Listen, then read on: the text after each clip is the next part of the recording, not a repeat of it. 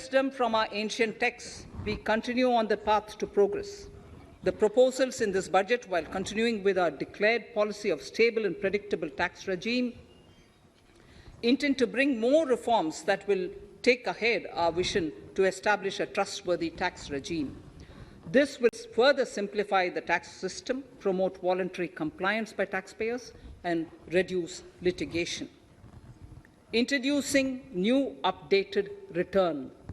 India is growing at an accelerated pace, and people are undertaking multiple financial transactions.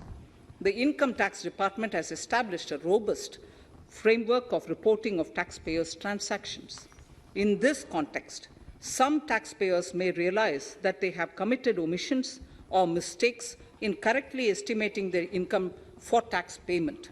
To provide an opportunity to correct such errors, I am proposing a new provision permitting taxpayers to file an updated return on payment of additional tax.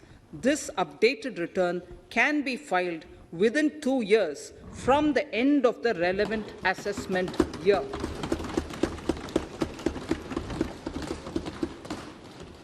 Honourable Speaker, sir, presently, if the department finds out that some income has been missed out by an assessee, it goes through a lengthy process of adjudication. Instead, with this proposal now, there will be a trust repost in the taxpayers that will enable the assessee herself to declare the income that she may have missed out earlier while filing her return. Full details of the proposal are given in the finance bill. It is an affirmative step in the direction of voluntary compliance. Reduced alternative minimum tax rate and surcharge for cooperatives. Currently, cooperative societies are required to pay alternate minimum tax at the rate of 18 and 1.5%. However, companies pay the same rate, the same, which is the alternate minimum tax, at the rate of 15%. To provide a level playing field between cooperative societies and companies, I propose to reduce this rate for the cooperative societies also to 15%.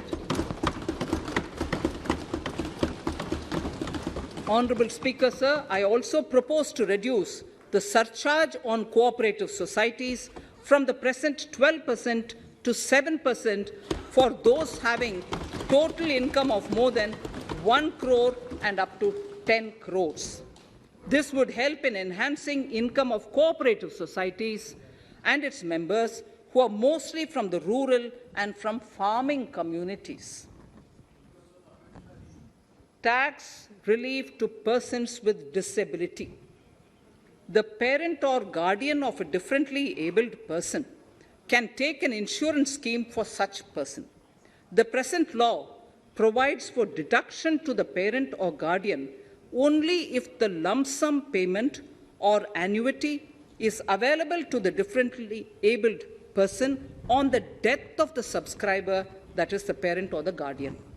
There could be situations where the differently abled dependent may need payment of annuity or lump sum amount even during the lifetime of their parent or guardian. I propose thus to allow the payment of annuity and lump sum amount to the differently abled dependent during the lifetime of the parent and guardians, that is parent or guardians, attaining the age of 60 years.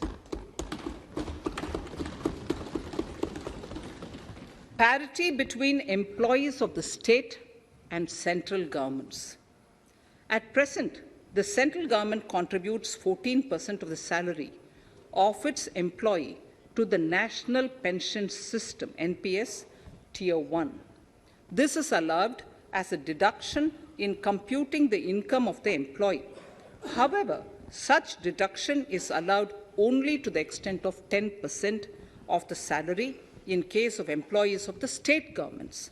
To provide equal treatment to both central and state government employees, I propose to increase the tax deduction limit from 10% to 14% on employers' contribution to the MPS account of state government employees as well. This would help in enhancing the social security benefits of the state government employees and bring them at par with central government employees. Incentives for startups.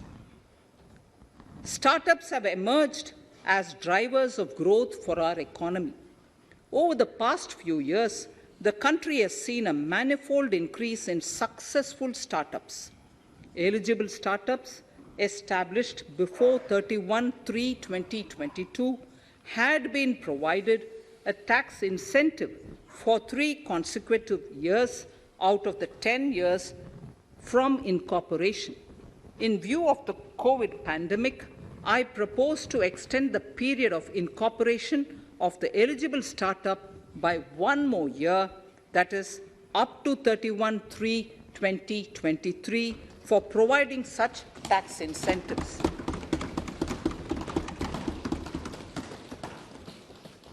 Incentives for newly incorporated manufacturing entities under concessional tax regime. In an effort to establish a global competitive business environment for certain domestic companies, a concessional tax regime of 15% was introduced by our government for newly incorporated domestic manufacturing companies. I propose to extend the last date for commencement of manufacturing or production under Section 115B(ab) by 1 more year, that is, from 31st March 2023 to 31st March 2024.